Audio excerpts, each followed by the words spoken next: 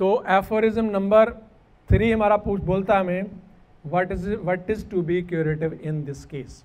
यहाँ से जाने से पहले मेरी बेस्ट एग्जाम्पल है जो मैं अक्सर देता हूँ क्लासेस में।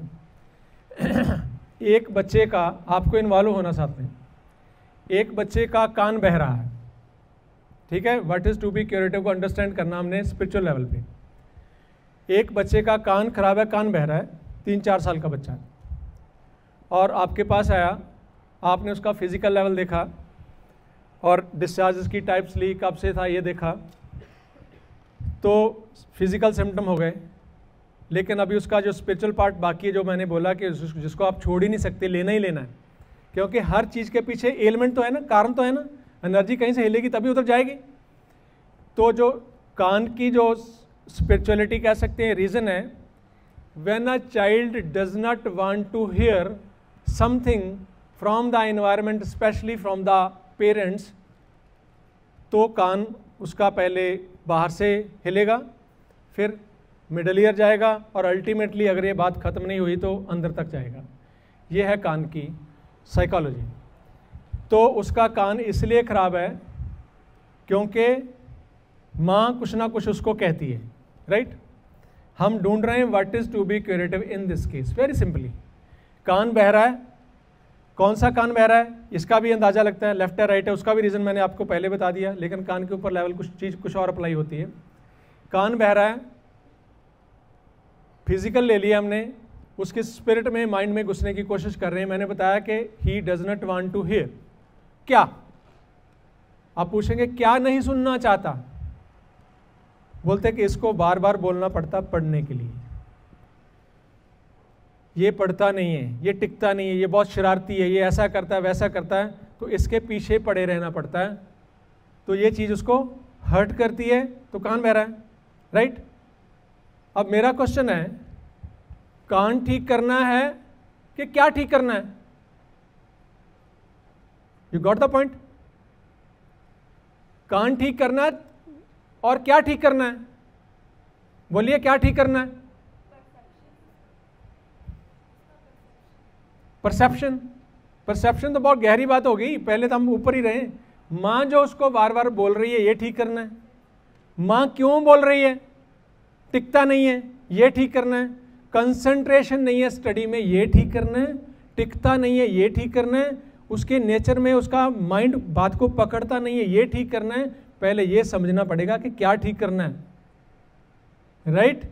इस केस में हमें समझना पड़ेगा कि हमने क्या ठीक करना है। पीछे भी हमने एफोरिज्म में यही पढ़ा कि इसमें नोइंग ऑफ डिजीज जो है वो क्या है, बीमारी क्या है।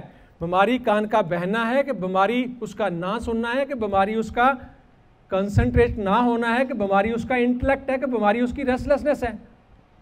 समझे बात? ये जब तक हमें क्लियर नहीं है तो हम होम्योपैथी नहीं कर सकते, राइट। तो हमने उस माँ से पूछना है कि अगर तो ये सुनता इसलिए नहीं है कि कंसंट्रेट नहीं करता, तो we have to relate the rubric concentration.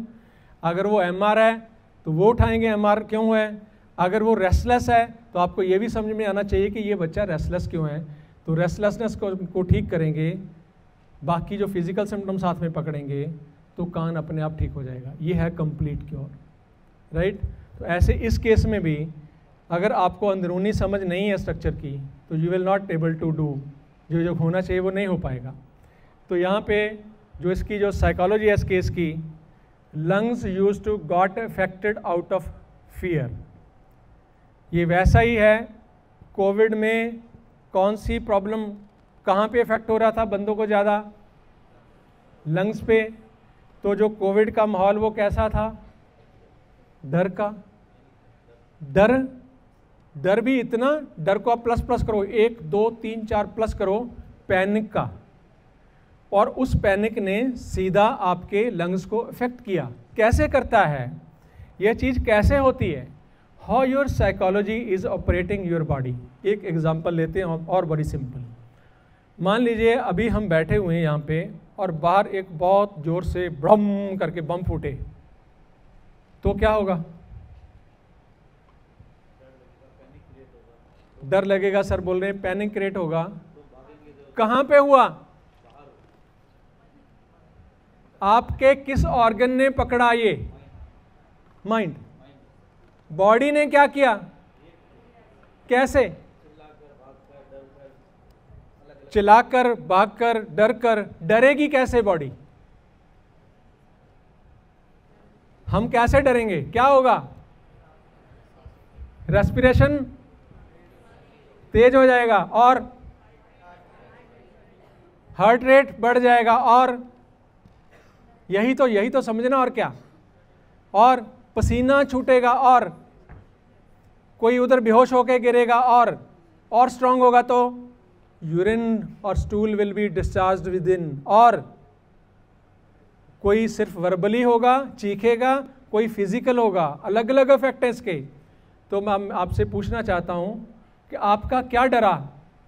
Mind डरा कि बॉडी डरी? बॉडी नहीं डरी। फिर बोलिए, माइंड डरा कि बॉडी डरी? बॉडी नहीं डरी। जब उसकी धड़कन बढ़ी है, जब उसका रेस्पिरेटरी रेट तेज हो गया, जब उसका पसीना छूट गया, उसके डिस्चार्ज इनवॉलंटरी हो गए, तो बॉडी नहीं डरी। बोलिए, फिर वही बात होगी ना। बॉडी भी डरी माइंड के थ्रू। सब कुछ आपकी बॉडी के ऊपर माइंड के थ्रू है।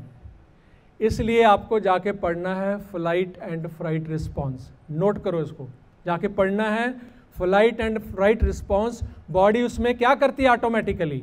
अब इसमें एक और नुक्ता है। जब बॉडी डरी तो बॉडी में हमने समझ में आ गया कि बॉडी विदाउट माइंड नहीं डर सकती, राइट? बॉडी माइंड के साथ ही डरी। तो क्या आप जानबूझ के डरे कि डर गए?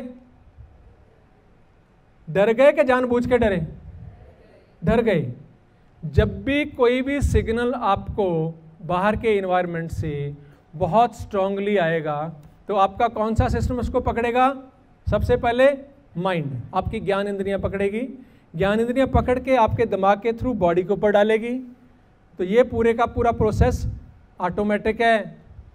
ये आप कर नहीं रहे, हो रहा है। बीमारियां आपसे पूछ के नहीं लगती, लग रही हैं। राइट और रॉन्ग? राइट। बुखार आपको पूछेगा कि अरे भाई मैं तेरे को चढ़ जाऊं? टांग टूटने से पहले पूछेगी कि मैं टूट जाऊं, राइट टूटूं कि लेफ्ट टूटूं कि दोनों टूटूं? पूछेगी। This all thing is already programmed with in you from the birth, और you can say from the your generation. हमारे अंदर प्रोग्राम्ड है। ये आपके अंदर जो प्रोग्राम्ड है उसके अकॉर्डिंग आप बिहेव कर रहे हो। एंड वो बिहेवियर हमारा दो तरह का है, एक कॉन्शियस है, एक सबकॉन्शियस है। ये पढ़ना साथ में जाके। कॉन्शियस बिहेवियर में you can resist. Hahnemann is very wise when he says in the Organon and chronic disease के जो क्रॉनिक बीमारियां हैं वो आप ठीक नहीं कर सकते, चाहे आप जितना मर्जी जीवन को अच्छा कर लें। क्यों बोलते हैं? उनके लिए आपको चाहिए ही चाहिए राइट्स मिनिमम। क्यों? Because all these chronic diseases are, even acutes are, they all are subconscious phenomena of your body. जैसे डर लगा, डर गए, दुख आया, दुखी हो गए, परेशानी आई, परेशान हो गए, पॉवर्टी आएगी, गरीबी ले लिया, कुछ भी बाहर से आया बॉडी के ऊपर अनकॉन्शियसली ले लिया, और पर्टिकुलरली वो ऑर्गन आपके इफेक्ट हो जाएंगे।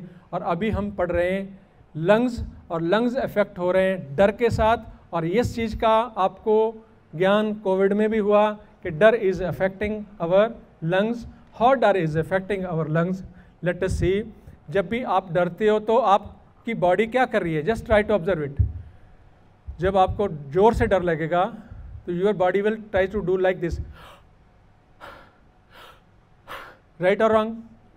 Directly your system is impacting on the lungs through your nervous system along with other involved organs through the pituitary hypothalamus axis। ये शुरुआत है, अभी पूरा डिटेल तो हम अभी गुजरात में करके आए हैं 3 दिन में।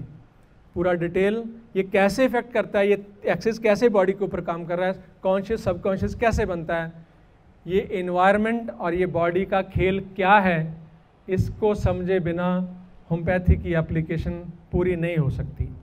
तो हम